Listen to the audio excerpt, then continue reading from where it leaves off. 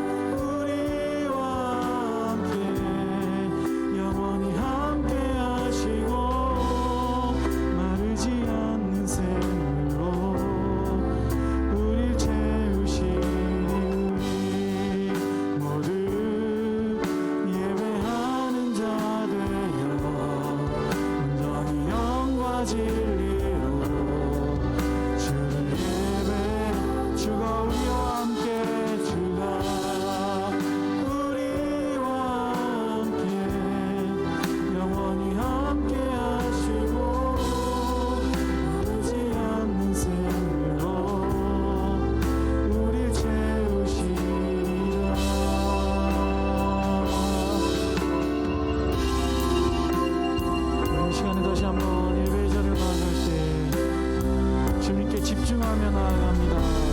함께 다시 찬양합니다. 우리 모두 예배하는 자 되어 온전히 영과 진리로 주를 예배하자. 주가 우리와 함께 영원히 함께 하시고 마르지 않는 샘으로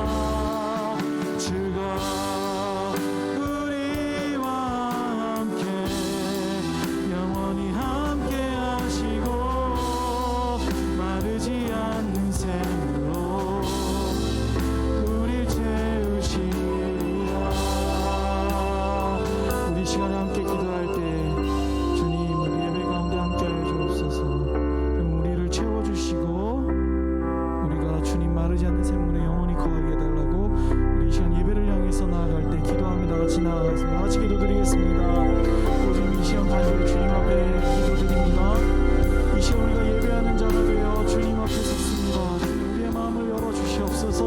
우리의 삶을 주님께 드리니 우리의 삶을 받아주시옵소서. 주님, 우리가 온전히 영과 진리로 주님 앞에 예배드릴 수 있도록 우리의 마음을 온전히 주님께 집중할 수 있는 시간 될 수 있도록 주여 인도하여 주시길 간절히 원합니다.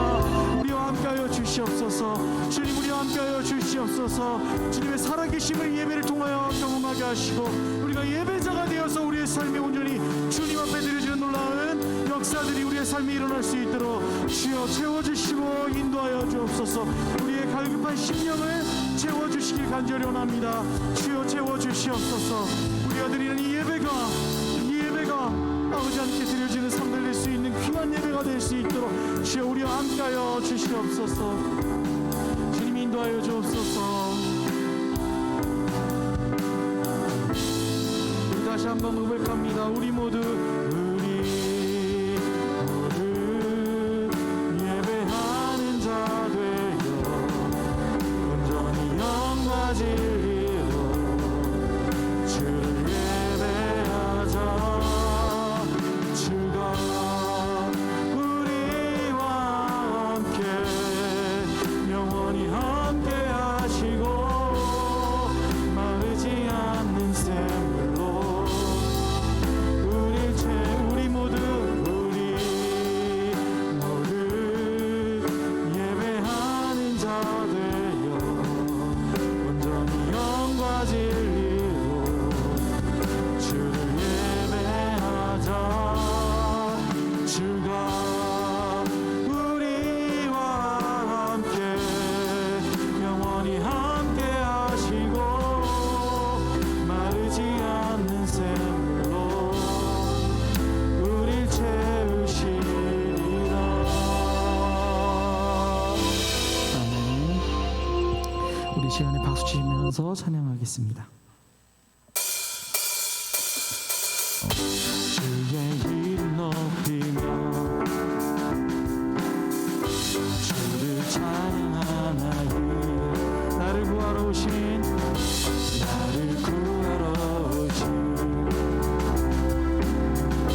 주를 다시 한번 찬양합니다. 주의 이름 높이며 주를 찬양하나이다. 나를 구하러 오신 주를 기뻐하나이다. 하늘 영광 버리고 이 땅 위에 십자가를 지시고 제사에 내 무덤에서 일어나 하늘로 올리셨네. 주의 이름 높이 다시 한번 고백합니다. 주의 이름 높이며 주를 찬양하나이다. 주를 찬양하나이다. 나를 구하러 오신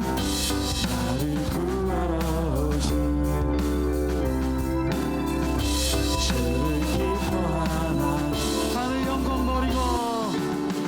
하늘 영광 버리고 이 땅 위에 십자가를 지시고 제사에 내 무덤에서 일어나 하늘로 올리셨네. 주의 이름 높이 하늘 영광 버리고 이 땅 위에 십자가를 지시고 제사에 내 무덤에서 일어나 하늘로 올리셨네.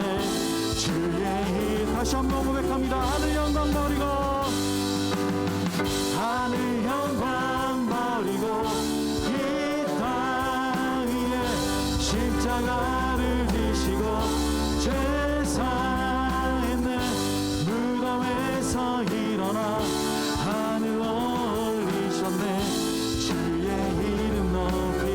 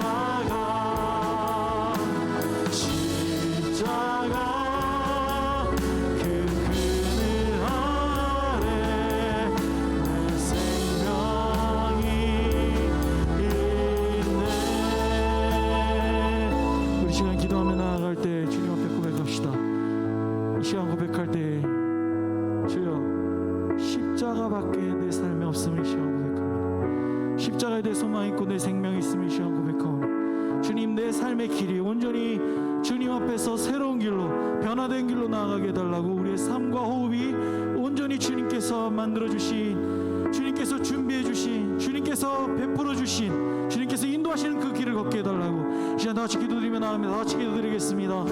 주님, 이 시간 주님 옆에 간절히 기도하며 나아갑니다. 주님, 우리와 함께하여 주시옵소서. 내 삶과 함께하여 주시옵소서. 내 삶을 주님께서 하시오니, 주님께서 인도하여 주시길 간절히 원하고 소망합니다. 우리의 친구들의 삶을 주님께서 인도하여 주시고, 이들의 삶 가운데 주님께서 임재하여 주시고, 이들 삶을 계획하시고 주님께서 이끄실 것임을 고백하며 나아가오니 주여, 이들 삶 가운데 임재하여 주셔서 이들이 주님을 보고 주님을 고백하고 예배를 통해 주님을 만나고 삶 가운데 주님을 영접하며 주님을 전하는 놀라운 인생 가운데 있을 수 있도록 주님, 이들과 함께하여 주시옵소서. 이들이 소망을 십자가에 들길 원합니다. 아버지, 생명이 십자가에 있음을 고백하기를 원합니다. 주님, 이 사순절 기간 동안에 이들의 삶을 인도하여 주시옵고, 이들의 삶을 통해 놀라운 변화가, 이들의 삶을 통해서 놀라운 주님의 살아계심을 경험하며 나아갈 수 있도록 주여 인도하여 주시옵소서.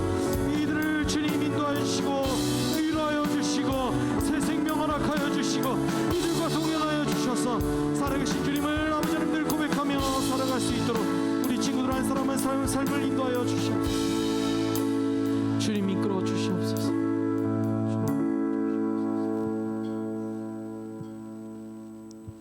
기도합니다. 사랑과 은혜가 풍성하신 아버지 하나님, 감사합니다. 오늘 예배 가운데 우리가 이 자리에 올 수 있도록 인도하여 주시고 이 예배를 통해 주님께 영광 돌릴 수 있게 하심을 감사합니다. 우리의 삶을 주님 고백하게 하여 주시고, 우리의 삶이 오직 주님 것임을 주님께 인정하고 주님께 드리는 귀한 삶들 될 수 있도록 인도하여 주옵소서. 이 예배를 통해 주님 앞에 한 걸음 더 나가기를 원합니다. 주님, 같이 하여 주시옵소서. 무엇보다도 코로나로 인해 고통을 겪고 있는 친구들이 있다면 회복시켜 주시고, 선생님들이 있다면 회복시켜 주셔서 온전히 회복되어 주님께 영광 돌리고 주님의 살아계심을 널리 전할 수 있는 귀한 주님의 자녀 될 수 있도록 인도하여 주옵소서. 이 예배 가운데 주님 홀로 영광 받아주시고 함께 하실 줄 믿사오며 거룩하신 주 예수 그리스도의 이름으로 기도드립니다. 아멘.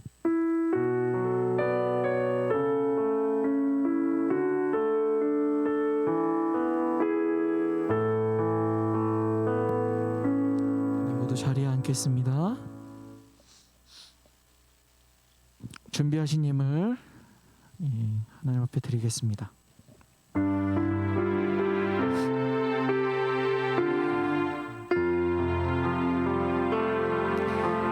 나의 생명을 드리니 주 영광이 하여 사용하옵소서. 내가 사는 날 동안에 주를 찬양하며 기쁨의 잼을 내리 나를 받아주소서. 기도합니다. 하나님, 이 물질이 아버지의 것임을 고백하며 주님 앞에 헌금으로 드렸습니다. 이 헌금이 쓰이는 곳마다 주의 영광 드러나게 하여 주시고, 무엇보다 이들이 자라날 때 물질적인 어려움 겪지 않도록 물질의 복을 또한 허락하여 주옵소서. 그러나 무엇보다 삶의 물질이 주인이 되지 않도록 물질을 부릴 수 있는 능력 또한 허락하여 주셔서 가난한 자, 연약한 자, 힘이 없는 자와 그 물질을 나누며 하나님 나라를 이 땅 위에 이뤄갈 수 있는 귀한 주님의 자녀들 될 수 있도록 인도하여 주옵소서. 모든 것 주님께 맡기며 거룩하신 우리 주 예수 그리스도의 이름으로 기도드립니다. 아멘.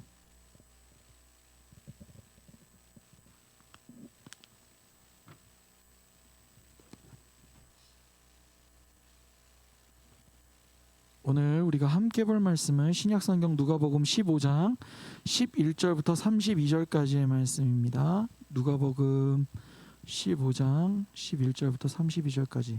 죄송합니다. 물 한 잔만 마실게요.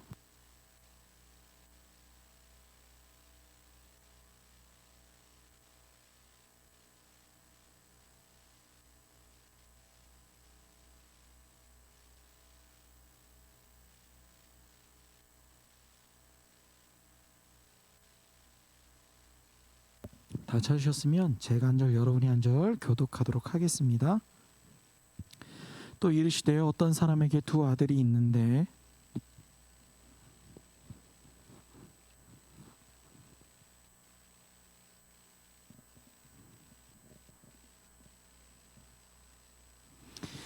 그 며칠이 안 되어 둘째 아들이 재물을 다 모아가지고 먼 나라에 가 거기서 허랑방탕하여 그 재산을 낭비하더니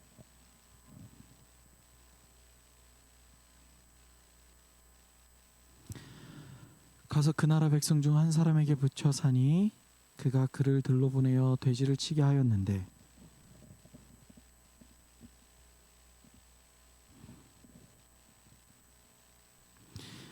이에 스스로 돌이켜 이르되 내 아버지에게는 양식이 풍족한 품꾼이 얼마나 많은가 나는 여기서 줄여 죽는구나.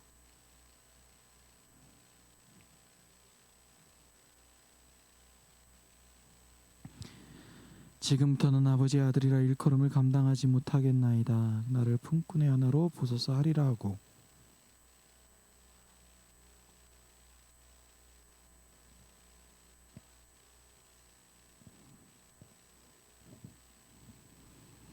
아들이 이르되 아버지 내가 하늘과 아버지께 죄를 지었사오니 지금부터는 아버지의 아들이라 일컬음을 감당하지 못하겠나이다 하나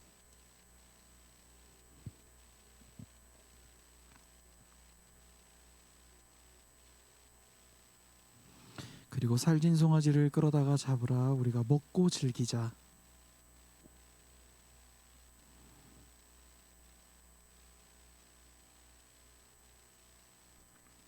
맏아들은 밭에 있다가 돌아와 집에 가까이 왔을 때에 풍악과 춤추는 소리를 듣고 대답하되 당신의 동생이 돌아왔음에 당신의 아버지가 건강한 그를 다시 맞이하 드리게 됨으로 인하여 살진 송아지를 잡았나이다 하니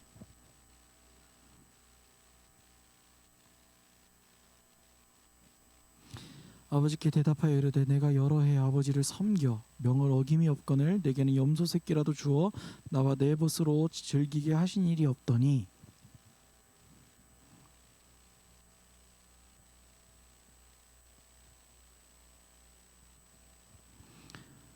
아버지가 이르되 예 너는 항상 나와 함께 있으니 내 것이 다 내 것이로되 죽었다가 살아났으며 내가 잃었다가 얻었기로 우리가 즐거워하고 기뻐하는 것이 마땅하다 아니라. 아멘. 오늘 본문이 좀 길죠. 오늘은 누가복음 15장 11절부터 32절의 본문을 가지고 그들이 즐거워하더라는 제목으로 말씀 전하도록 하겠습니다. 사실 설교 제목을 고민을 많이 했어요. 즐거워하다 이걸로 할까? 아니면 31절에 있는 내 것이 다 내 것이로되 이걸로 할까 고민을 했어요. 그러면은 뒤에 걸로 하면은 나중에 설명하겠지만 너무 큰아들만 부각시키는 것 같아서 그냥 그들이 즐거워하더라라는 제목으로 한번 정해봤습니다. 오늘은 유명한 성경의 비유 이야기입니다. 여러분들도 다 아시죠? 이거 탕자의 비유 모르시는 사람 손을 없죠? 없는 걸로 칠게요 그냥. 예수님은 제자들에게 비유로 말씀하시길 참 좋아했습니다. 근데 솔직히 현대를 살아가는 우리들에게 비유로 얘기하는 것을 좋아해요? 별로 좋아하지 않아요. 왜냐하면 우리는 직관성을 중요시하고 명확성을 중요시해요. 왜냐하면 정확해야 돼요. 무슨 말 하는지 좀 알아들어야 돼요. 그렇지 않아요? 여러분 안 그래요? 뭐 이렇게 이건 이거고 저건 저거고 이렇게 정확하게 얘기해줘야지. A는 B와 같다, B일 수도 있다, B일지도 모른다 막 이러면은 여러분 어떻게 혼란스럽잖아요. 그렇지 않아요? 저는 비유가 편해요. 늙어서. 늙은 사람들은 돌려 말하는 걸 좋아해요. 이게 일 수도 있어 그러면 제가 고민해요. 이게 그 뜻인가 보다 해서 그렇게 하는 걸 좋아하지만 여러분은 그렇게 하면 싫어하잖아. 바로 딱 지적해 주는 걸 좋아하잖아요. 그러면 여러분 뭐래요? 비유로 얘기하면 나중에 비유같이 뭐 이렇게 돌려 얘기하면 왜 딴소리 하냐고 얘기하죠. 여러분 그렇잖아요. 아니라고 부정하는 건가요? 대다수가 그래요. 근데 오늘 예수님은 참 비유로 말씀을 많이 하세요. 참 특이하게. 그래서 성경은 해석의 여지가 너무 많아요. 비유 때문에. 이거다라고 얘기하면 얼마나 좋을까.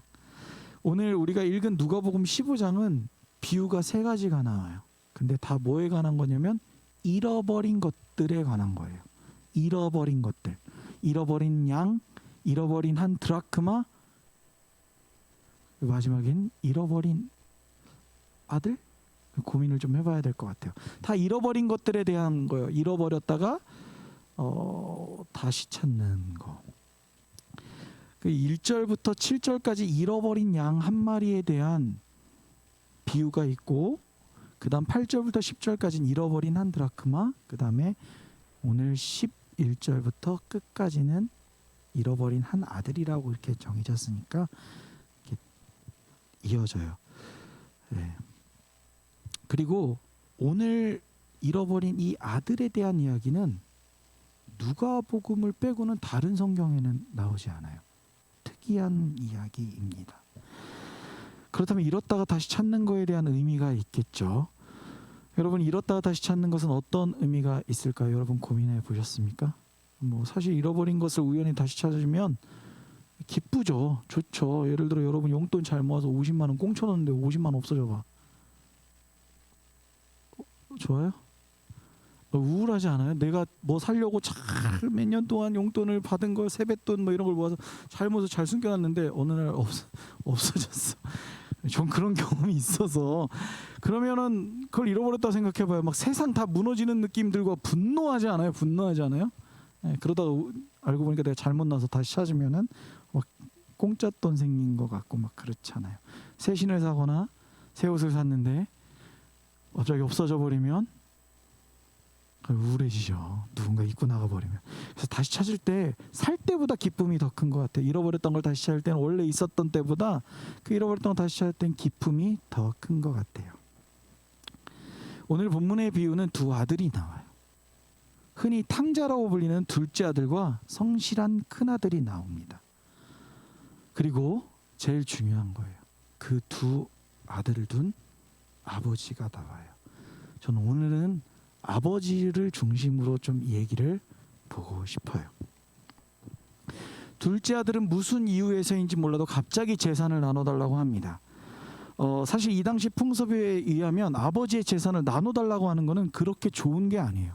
왜냐하면 그때는 고대 사회는 아버지 부모님이 부모님이 돌아가셔야 그 유산을 상속받고 나눠서 내 분깃이 생기는 거예요.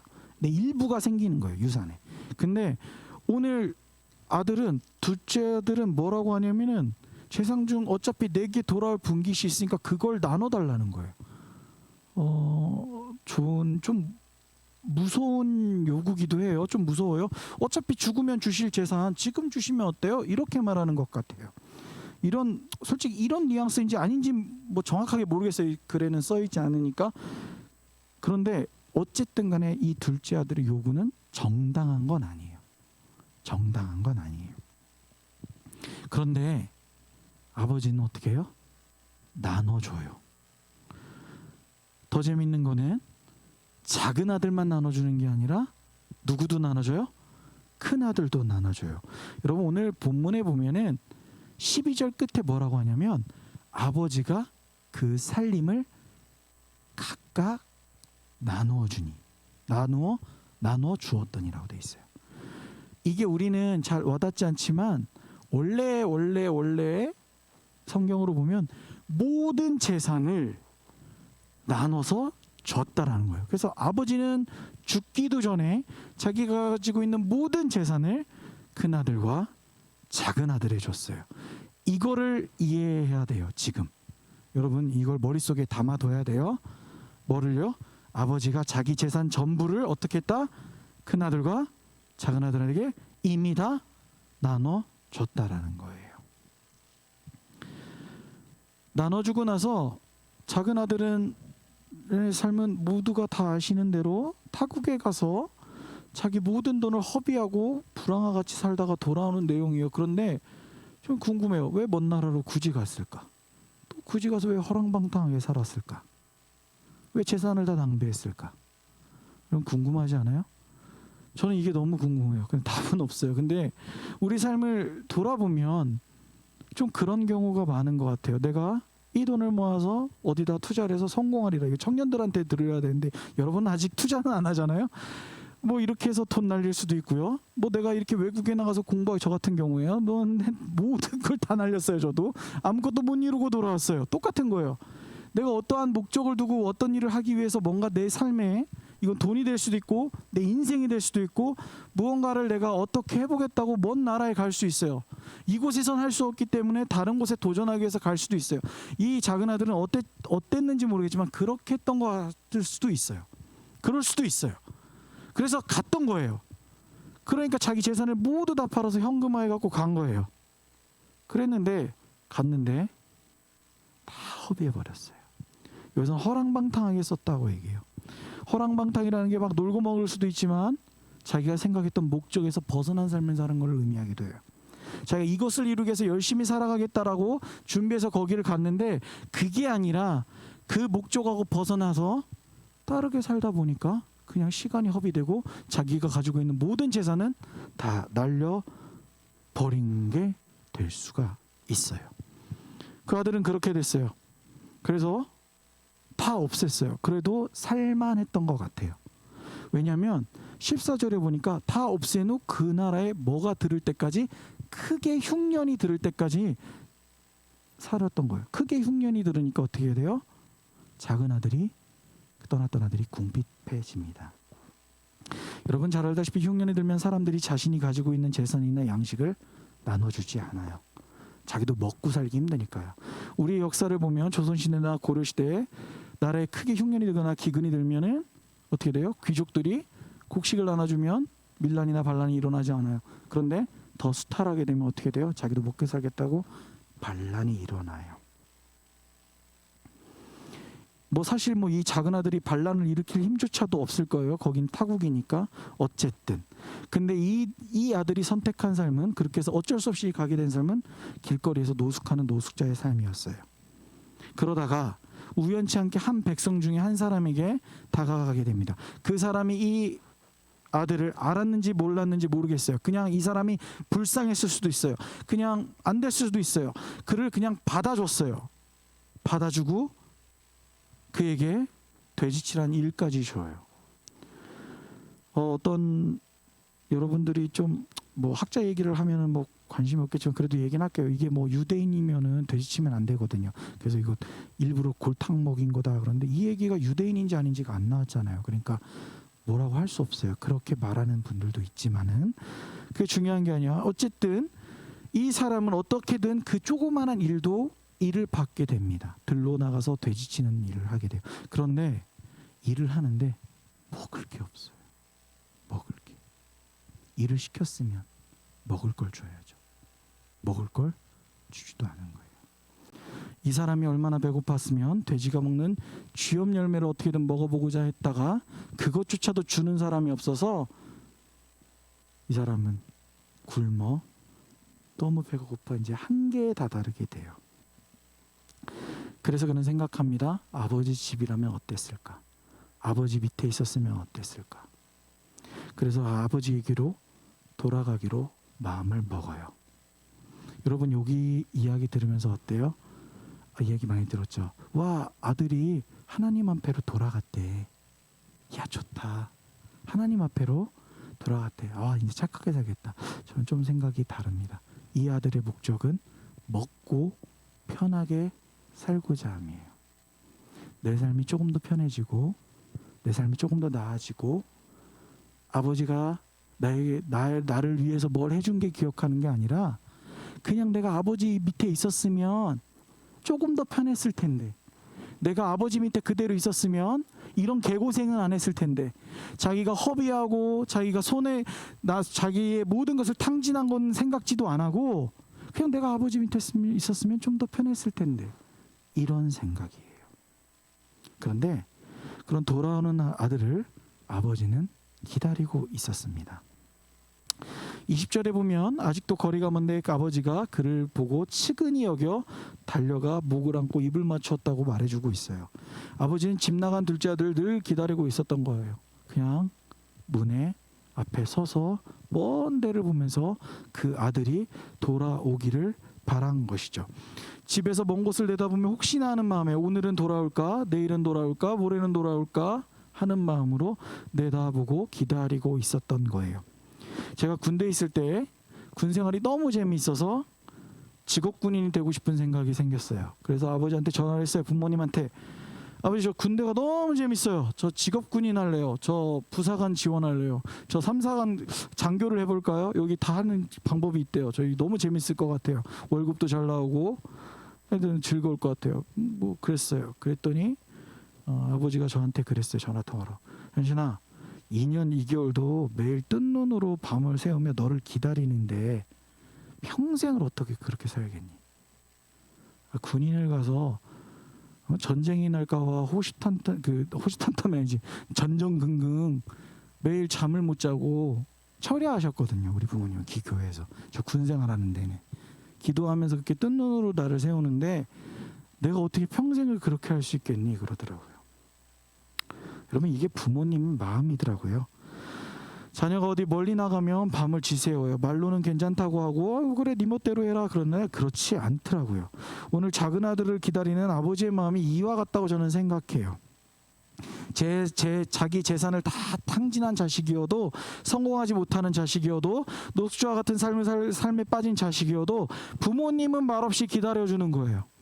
부모님은 말없이 기다려주는 거예요. 여러분을 기다려주는 거예요. 누가? 여러분 부모님이.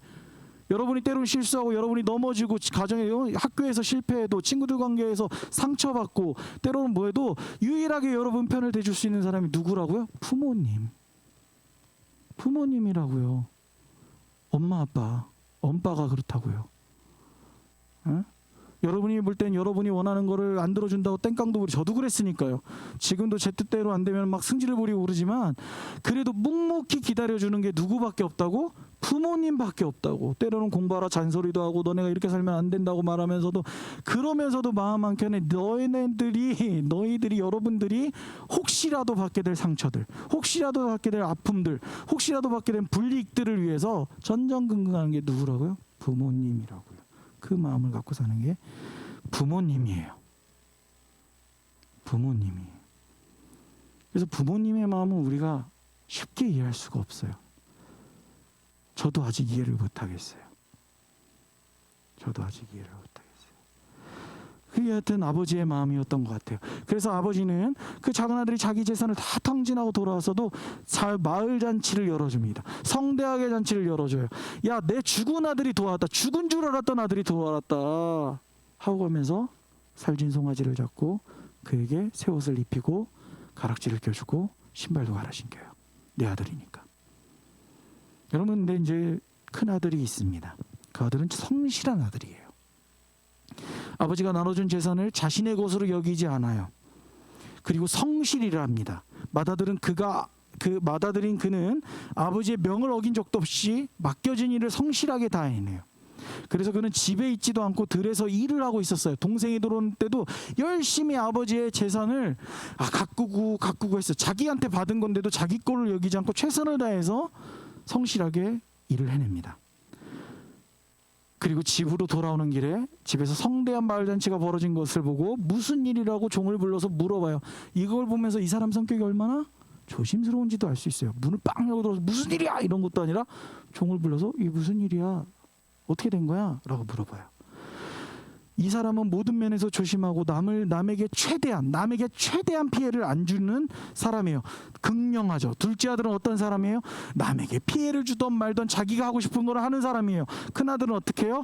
남에게 최대한 피해를 주지 않으면서 조심스럽고 자기 일을 묵묵히 성실하게 해내는 아들이에요.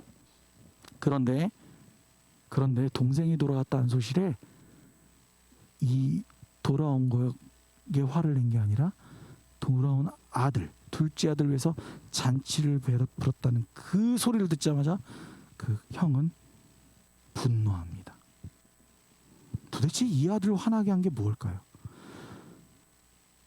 이 아들이 아버지의 사랑을 독차지하고 싶어서 그럴까요? 그렇다고 하기엔 너무 성실하고 착하지 않아요? 자기한테 준 것도 아버지 것으로 여기면서 성실하게 해요. 혹시 내가 유일한 그 아들이 내가 유일한 아버지의 재산의 상속자니까 이제 나밖에 없으니까 그게 원동력이었을까요? 그러기에는 너무 조심스럽고 착해요. 아니면 동네방네에서 네 동생이 야 아버지도 안 돌아가셨는데 재산을 팔고 탕진하고 뭐 응? 야 먼 나라에서 응? 이렇게 살더라 이런 얘기를 들어서일까요? 어쩌면 그럴 수도 있어요. 성경은 뭐라고 대답하고 있지는 않지만 이렇게 말을 해요. 큰아들은 아버지의 살림을 창녀들과 함께 삼켜버린 이 아들이라고 말해요. 그러니까 이 큰아들은 자기는 성실하고 남에게 피해를 주지 않고 착하지만 작은 아들이 온통 그렇게 사고를 치고 문제를 일으키고 그랬던 거에 대해서 집 밖에 나가면 사람들이 이런 소리 저런 소리를 들은 거예요. 그러니까 너무 분노하는 거예요. 내가 이렇게 아버지를 위해서 최선을 다하고 아버지의 명예를 위해서 최선을 다하는데 저놈의 자식은 내 동생은 아버지 재산 갖고 다 말아먹고 와서 근데 그 아들을 위해서 잔치를 해준다고? 그놈의 자식을 위해서 잔치를 해준다고? 너무 분노하는 거죠. 집안 가산을 날리고 자기 멋대로 살다가 돌아온 그 동생에 대해서 원망할 수도 있는 것이죠. 매를 때리고 욕보이고 잘못한 행동에 대해서 그 아들을 손가락질하고 조롱할 수도 있어요. 그런데 아버지는 어떻게 했다고요? 살진정아지를 잡아서 잔치를 해준 거예요. 그 원망과 큰아들의 분노가 여기에 서려 있지 않나요? 나는 내 아버지를 위해서 그렇게 성실하게 했는데 내 아버지를 위해서 이렇게 열심히 했는데 내 아버지를 위해서 내가 이렇게 열심히 했는데 그런데 작은 아들은 그렇지 않다는 것에 이 큰아들은 너무너무 화가 나 있는 건 아닐까요? 그렇다면 이 두 아들을 둔 아버지의 마음은 어떨까요? 그 아버지는 큰아들조차 용서하고 권면합니다. 이 큰아들이 솔직히 나중에 잔치에 들어왔는지 들어오지 않았는지 성경은 명확하게 얘기를 하지 않아요. 그러나 중요한 것은 아버지의 마지막 말이에요. 우리가 즐거워하고 기뻐하는 것이 마땅하다라고 말을 합니다. 저는 이거를 우리 공동체에 가져오고 싶어요. 우리가 교회를 다니다 보면은 별의별 사람들이 다 있어요. 내 뜻과 맞지 않는 사람들도 있고 내 뜻과 다른 사람들도 있고 내 생각과 내 판단과 다르고 내 경험과 내가 살아온 방식과 다른 사람이 있어요. 그런 고민을 가지고 와요. 때로는 교회 속에서 분쟁이 일어나기도 해요. 왜? 나와 다르기 때문에. 그런데 오늘 심지어는 저런 사람이 어떻게 교회에 올 수 있지라고도 말할 때도 있어요. 저도 그런 사람 중에 하나였으니까. 교회에 있는 집사님들이, 권사님들이, 장로님들이 저를 보면서 이현 씨는 교회 목사들이 아닌 것 같아라는 교회 오면 안 될 것 같은데 이런 얘기를 들었던 사람 중에 하나예요. 그런데 사실 우리 이렇게 되돌아보면은 교회의 모든 것, 내가 살고 있는 모든 것은 하나님께서 나에게 주신 선물이에요. 우리는 우리의 창조의 목적도 단 하나예요. 하나님께서 만들어 놓으신 모든 것을 우리가 위임받아 사용하고 지키고 보호하고 유지하라고 우리를 하나님은 창조하셨어요. 그런데 우리가 어떤 선을 그어놓고 나와 너, 우리와 그들을 구별하고 차별하면 과연 우리가 그 큰아들과 뭐가 다를까요? 작은 아들의 잘못을, 동생의 잘못을 용서하고 받아들이고 이해하기보다는 그를 손가락질하고 욕하고 너 때문에 내가 욕먹었어, 너 때문에 못됐어, 너 때문에 이 공동체가 안 돼, 너 때문에 우리 중고등부가 안 돼, 너 때문에 우리 교회가 안 돼라고 말을 한다면 하나님은 거기서 마음이 편하실까요? 교회는 그런 곳이 아니에요. 하나님 품 안은 그런 곳이 아니에요. 복음 안에서 나와 다름을 존중하고 그 삶을 위로하고 같이 아파하고 회복되기를 바라는 곳이지, 그를 원망하고 분노하고 화를 내면서 깎아내는 곳은 아니라는 거예요. 매 주마다 벌어지는 예배를 통해서 우리는 천국의 잔치를 맛봐요. 그런데 그 잔치에 우리가 우리의 분노와 화를 가지고 온다면 우리는 저 사람 때문에 내가 뭘 못해, 저 사람 때문에 마음에 안 들어, 저 때문에도 그럴 수 있겠죠. 그렇다면 우리는 정말 하나님 앞에 설 수 없는 것이죠. 누구처럼요? 큰 아들처럼 말입니다. 그런데 여러분, 다행히도 그런 큰 아들조차도 우리 하나님은 사랑해 주시고 권면해 주세요. 우리와 함께 즐거워하고 기뻐하는 것이 마땅하다라고 말씀하세요. 여러분, 우리가 이렇게 함께 모여서 예배드리는 거는 기쁘고 즐거워하고 행복한 거에 마땅한 거예요. 하나님께서 베풀어 주신 것이기 때문입니다. 사순절 기간이에요. 여러분이 때로는 누구를 원망하는 일, 때로는 분노하는 일, 학교에 가면 끊임없이 여러분 삶을 도발할 거예요. 계속 그런 일들이, 저한테도 그러니까. 그때 기억하시길 바라요. 주님의 놀라운 그 권명과 사랑으로 내가 이 삶을 살아가고 있다라는 거를요. 그리고 꼭 기억하셔서 그런 것들을 다시 한번 기억하셔서 그 사랑을 기억하셔서 여러분 삶이 주님과 동행하고 늘 여러분 삶에 하늘나라가 이루어지기를, 한 주간 이루어지기를 간절히 소망합니다. 이 시간 우리 함께 찬양하며 나아가겠습니다. 자리에서 일어나서 우리 함께 찬양하겠습니다.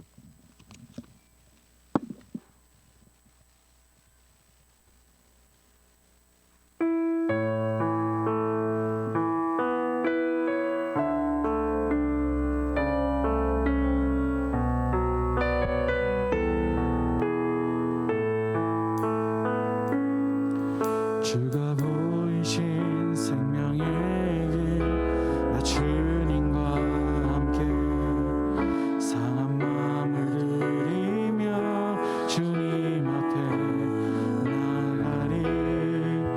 나의 의로움이 되신 주 그 이름 예수, 나의 길이 되신 이름 예수. 나의 길 오직 그가 아시나니, 나를 단련하신 후에 내가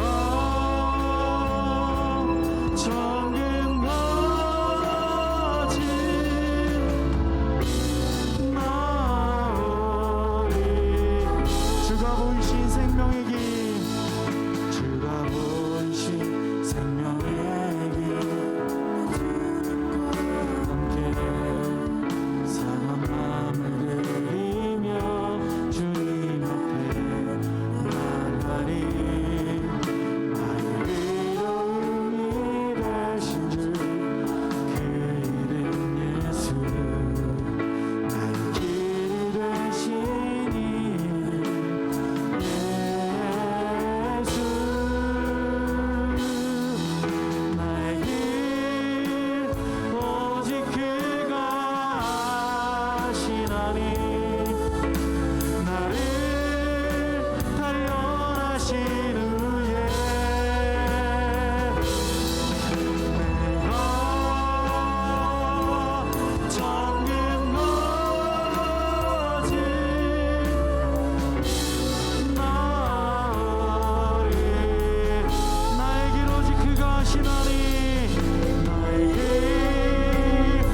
오직 그가 아시나니, 나를 단련하신 후에 내가 정금 거진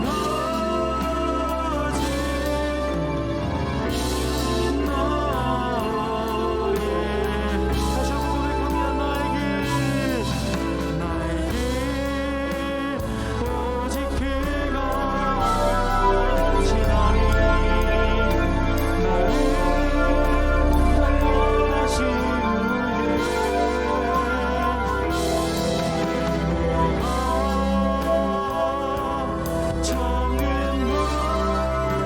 나를 단련하신 후에 정금 우리 이 시간 기도하며 나아갈 때 주님, 내 삶에 내가 잘못한 선택이어도, 내가 때로는 잘못된 길을 가더라도 주님, 그 길 가운데서 주님을 보게 하여 주옵소서. 그 길 가운데서 온전히 회복시켜 주셔서 다시금 주님의 길로 걸어가게 하여 주옵소서. 나의 길이 되신 주님을 찬양하고, 나의 생명이 되신 주님을 찬양하고, 나의 생명이 되시는 주님을 제 입술로 고백하오니 내 모든 길 가운데서 잘못된 선택과 잘못된 길 가운데서 온전히 주님께서 회복시키시고 온전한 길로 인도하심을 고백하며 나아가는 이 시간 될 수 있도록 다 같이 기도드리며 나아가겠습니다. 다 같이 기도드리겠습니다. 오 주님, 이 시간 주님 앞에 간절히 기도드리며 나아갑니다. 내 삶을 주님 앞에 고백합니다. 주님, 이 시간에 주님께서 보여주신 그 길로 걸어갈 수 있도록 인도하여 주옵소서. 내 삶 가운데 아버지 하나님, 내가 잘못된 선택으로 인해서, 내가 잘못된 걸음으로 인해서 아버지 하나님, 내 삶이 너무나 무너지고 허망하고 아버지 때론 너무나 아플 때가 많이 있습니다. 주 우리를 위로하여 주시고 우리를 위로하여 주시고 회복시켜 주셔서 주님 아버지 하나님, 우리의 삶 가운데 주님의 놀라운 역사가 일어날 수 있도록 주여 인도하여 주시옵소서. 우리의 상한 마음을 드립니다. 우리 아픔을 주님 앞에 드립니다. 주님 아버지 하나님, 우리의 모든 것을 주님 앞에 내려놓으니 주님 우리 삶을 주님께서 인도하여 주시옵소서.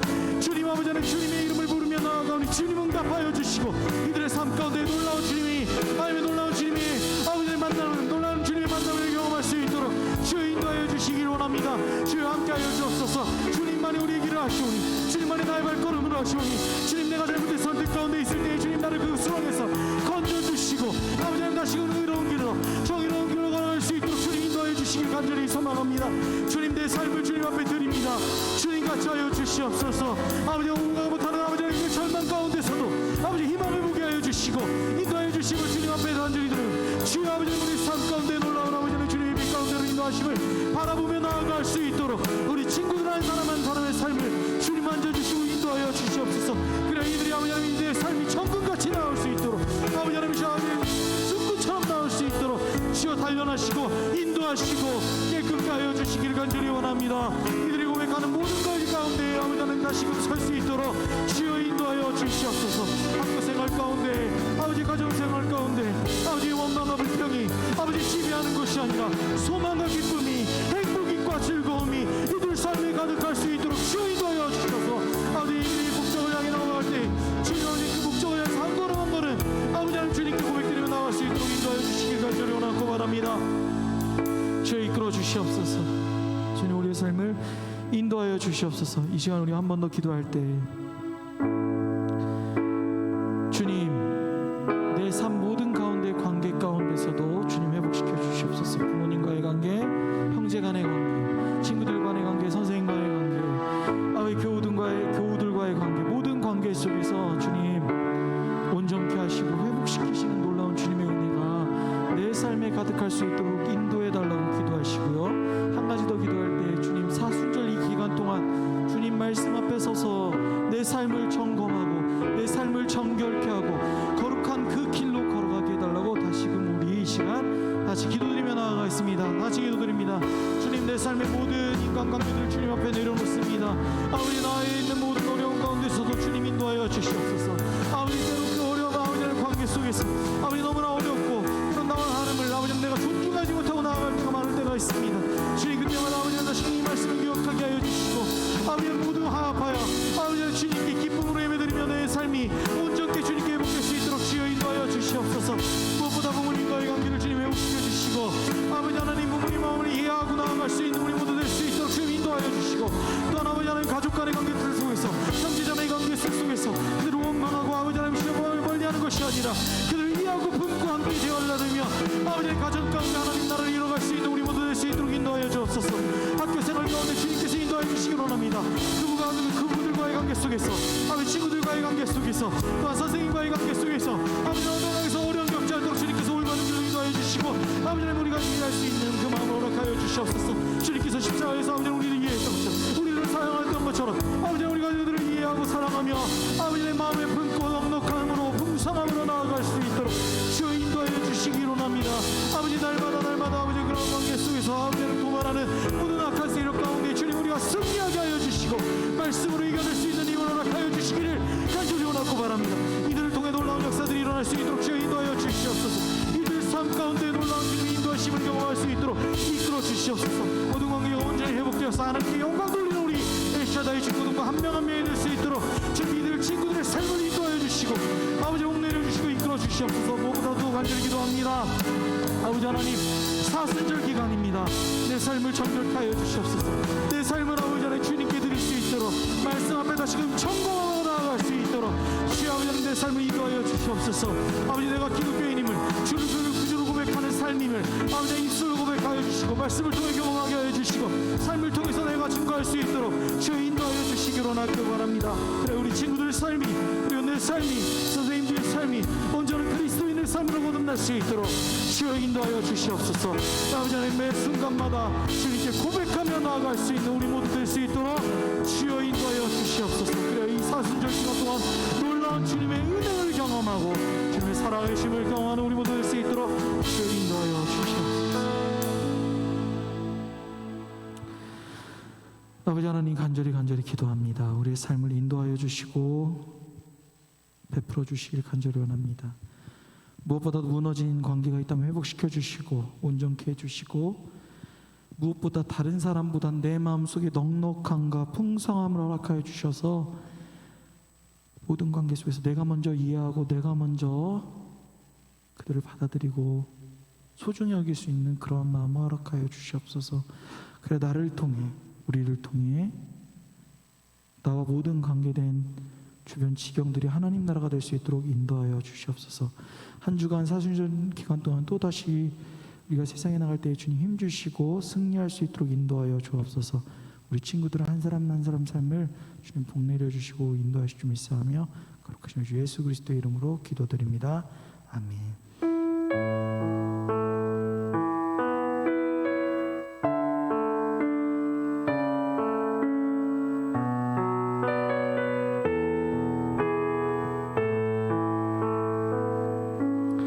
모두 자리에 앉겠습니다. 우리 같이 꽃들도 함께 찬양합니다.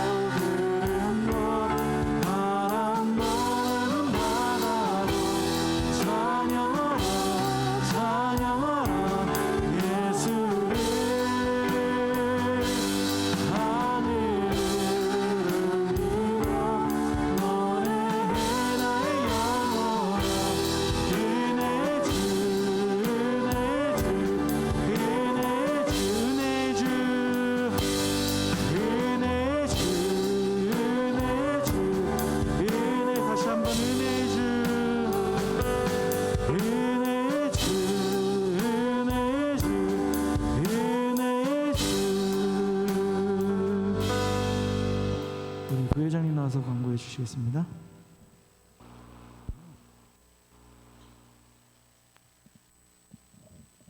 엘샤다이 소식입니다. 위드 코로나 예배 안내. 현장으로 예배를 드리지만 개인 방역에 힘써주시고 유증상자는 가정에서 영상 예배로 드리시길 바랍니다. 오늘 엘샤다이 중고등부에 처음 오신 분들 환영합니다. 중고등부 찬양팀을 모집합니다. 3월 생일자를 주관해서 축하합니다.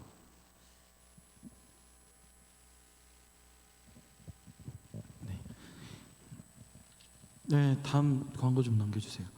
세례자 입교자 교육이 있습니다. 여러분이 자꾸 자기가 세례인지 입교인지 모르겠다고 헷갈려서 지난주에 목사님이 입교하는 사람 손 들어봐 했더니 한 명도 안 들더라고. 너네 대다수가 입교야. 입교, 유아 세례 받으면 입교야. 입교. 입교고, 그리고 세례 받는 분이 우리 한 명인가 두 명 있을 거예요. 우리 지금. 그러니까 하고 오프라인과 온라인 다 되는데 제가 되도록이면 오프라인 참석하라고 했어요. 대면으로 본당에서 1시 하니까 그 참석하고 빠지지 않도록 해주시고요. 3번 다 참석해야 돼요. 왜냐하면 그 온라인으로도 출석 체크하니까 그걸 보면 거기에 목사님이 어떤 걸 물어보겠다 이렇게 알려주고 있으니까 담임 목사님께서 그렇게 해주시고 다음 주까지 교육이에요. 하나 또 넘겨주세요. 10일 날에는 입교자 세례자 문답이 있어요. 문답 물어보고 답하는 거예요. 1시 본당에서 합니다. 꼭 참석하셔야 돼요.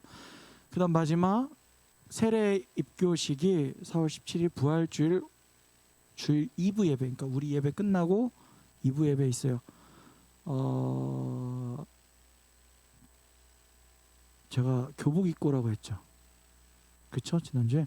근데 편하게 체육복만 하지 말고 편하게 입고 오셔도 돼요.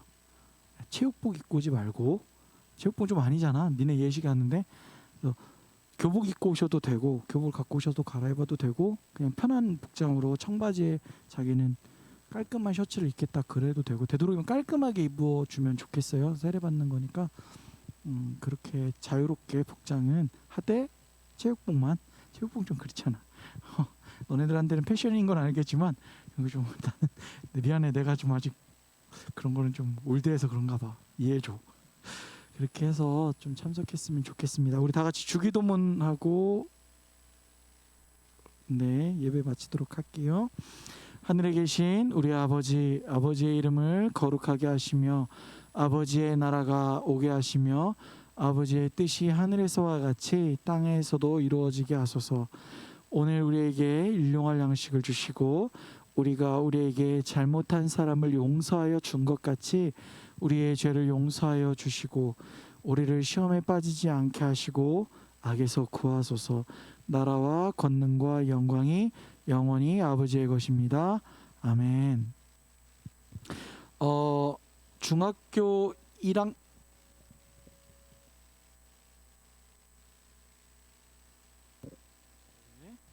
중학교 1학년, 2학년은 박 선생님이 맡아 주시고요. 3학년은 그대로 선생님이 해주시고 고등부 그냥 나머지 다를 얼마 안 됩니다. 요만큼밖에 안 됩니다. 3학년까지 조금 선생님이 맞춰도 주시면 좋을 것 같습니다. 그럼 각 반은 잠깐 모임하고 다시 한번 세례자 교육, 입교자 교육 몇 시?